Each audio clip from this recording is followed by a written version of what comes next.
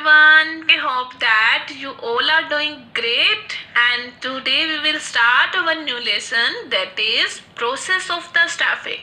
Staffing का process क्या होता है, इससे पहले हम डिस्कस कर चुके हैं introductory lecture of the staffing और also discuss about the meaning and the features of the staffing and also discuss the importance of the staffing.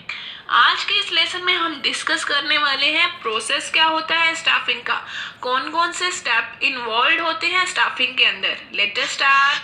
The first step is estimate the man power requirement, कि कितने man power चाहिए, पहले तो हमारे को वो estimate करना होगा.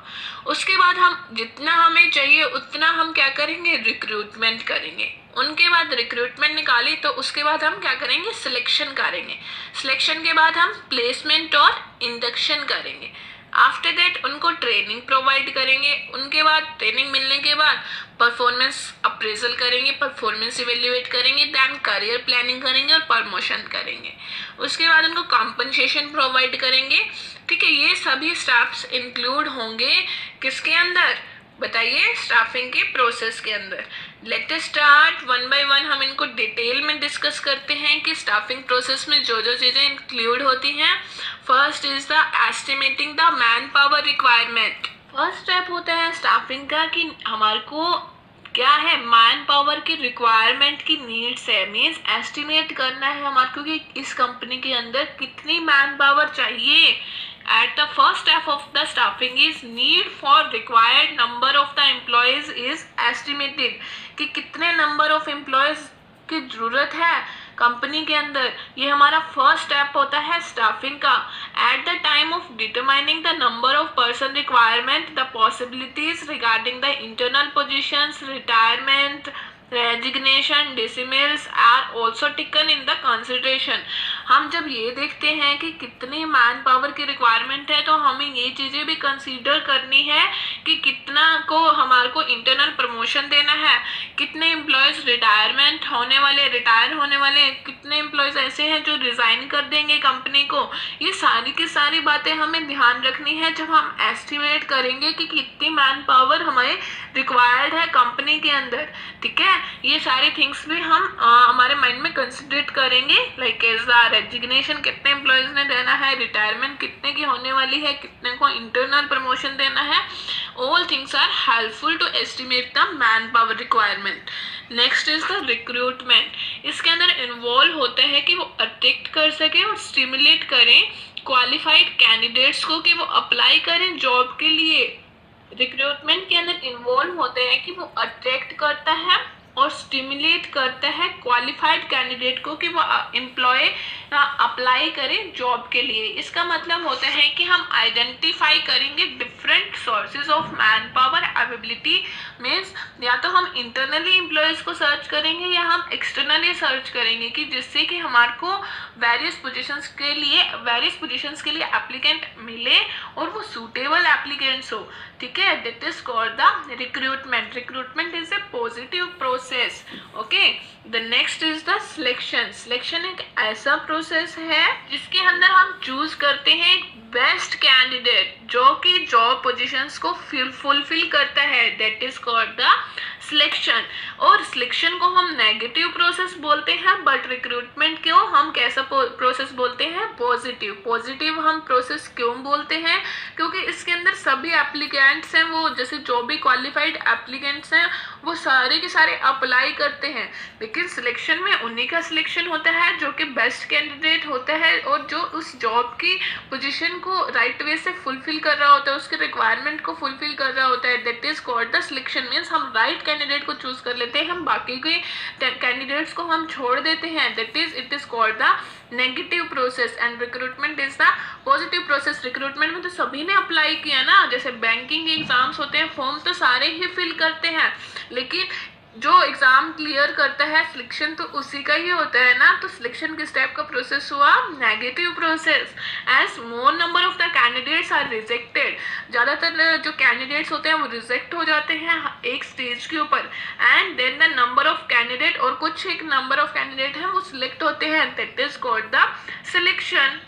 आई थिंक ये तीनों पॉइंट्स आपको क्लियर हो गए होंगे। हमने अब तक कौन कौन से स्टेप्स पढ़े। फर्स्ट स्टेप पढ़ा कि हमारे को कितनी मैन पावर की रिक्वायरमेंट है, एस्टिमेट लगाया कि मैन पावर रिक्वायरमेंट कितना है, उसके बाद रिक्रूटमेंट करी, then selection, after that placement and the induction. Placement के अंदर इन्वॉल्व होता है कि पुट करो सिलेक्टेड कैंडिडेट को at the right job after considering his ability and the aptitude.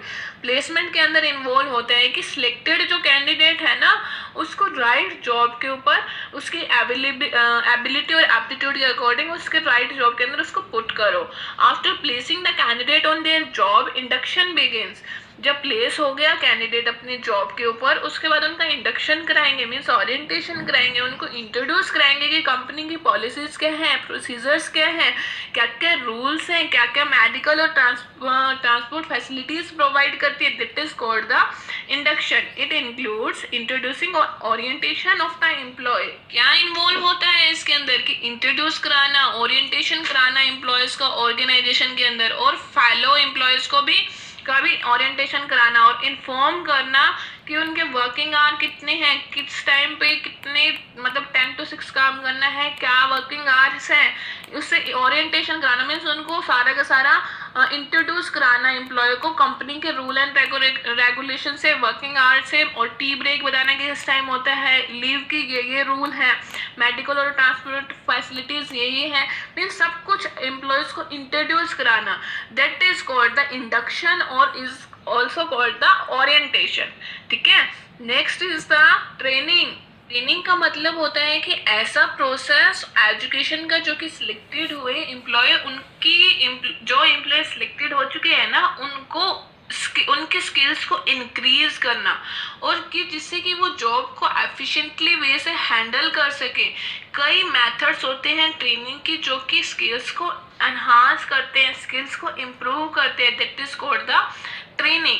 Performance appraisal एक सिस्टमेटिक वे होता है जिसके अंदर हम परफॉर्मेंस को मेजर करते हैं कि एम्प्लॉय की परफॉर्मेंस क्या है, जिससे कि ट्रेनिंग और प्रमोशन कैन बी डिसाइडेड। उसी के अकॉर्डिंग ही हम उनकी ट्रेनिंग और प्रमोशन को डिसाइड करते हैं। That is called the performance appraisal.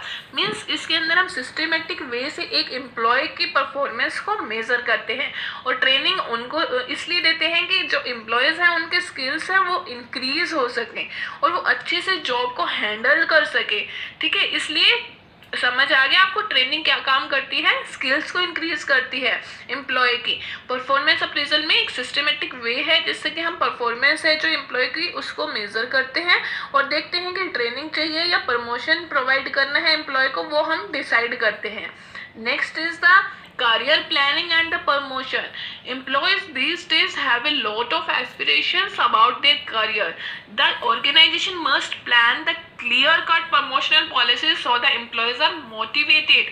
Employee who show better performance consistently should be promoted the higher position. Okay, जो employees बेटर परफॉर्मेंस देते हैं तो उनको हायर पोजीशन के ऊपर कंपनी है वो प्रमोट कर देती है। ठीक है, ये भी एक बेस्ट इसकी प्रोसेस है कि अगर एम्प्लॉयज ने अच्छा परफॉर्म किया तो वो प्रमोटेड हो जाएंगे, उनको प्रमोशन मिल जाएगा, तो इससे भी एम्प्लॉयज है वो मोटिवेटेड होते हैं। Next is the compensation. Compensation का मतलब होता है कि कितनी रेम्यूनरेशन पे करनी है एम्प्लॉय को, कि कैश में देना है या किसी और काइंड में देना है, exchange of the services. Wages जो फिक्स होती हैं वो उन्हीं के लेवल पर फिक्स होती हैं कि कितना उन्होंने नेचर ऑफ वर्क किया, कितना उन्होंने रिस्क इन्वॉल्व लिया अपने टास्क के अंदर, और worker should be suitable rewarded to sustain and attract the competent personal. That is called the compensation. Okay, this is all about the process of the staffing. Let us revise कि कौन कौन से steps include होते हैं। Firstly हम estimate करेंगे कि कितनी मैन पावर चाहिए, उसके बाद हम उतनी मैन पावर को रिक्रूट करेंगे। आफ्टर दैट हम सिलेक्शन करेंगे कि जो बेस्ट कैंडिडेट होगा उसको चूज करेंगे, और सिलेक्शन एक नेगेटिव प्रोसेस है और रिक्रूटमेंट एक पॉजिटिव प्रोसेस है। सिलेक्शन के बाद हम प्लेसमेंट देंगे उन्हें और वो कंपनी से इंट्रोड्यूस करेंगे, मीन्स उनका इंडक्शन होगा। प्लेसमेंट मीन्स राइट जॉब पे राइट पर्सन को जब हम प्लेस कर देंगे, प्लेसमेंट हो गई, उसके बाद हम उनको इंडक्शन मीन्स उनका ओरिएंटेशन कराएंगे, उनको बताएंगे ये कंपनी की ये मेडिकल फैसिलिटीज प्रोवाइड करती है, ये उसका टी ब्रेक इस टाइम होता है, लीव रूल्स उसके ये है, वर्किंग आवर ये है, मीन्स इंट्रोड्यूस कराते हैं एम्प्लॉय को कि क्या क्या ऑर्गेनाइजेशन का जो स्ट्रक्चर है, ठीक है। उसके बाद हम एम्प्लॉयज़ को ट्रेनिंग प्रोवाइड करते हैं। अगर हम ट्रेनिंग प्रोवाइड करेंगे तो उससे एम्प्लॉयज़ की जो स्किल्स हैं वो इंक्रीज होंगी। आफ्टर दैट हम एम्प्लॉयज़ की परफॉर्मेंस को मेज़र करते हैं कि उन्हें अब ट्रेनिंग देनी चाहिए या प्रमोशन देना चाहिए, उसके अकॉर्डिंग हम डिसाइड करते हैं। आफ्टर दैट हम क्या करेंगे, करियर का प्लान करेंगे और प्रमोशन करेंगे।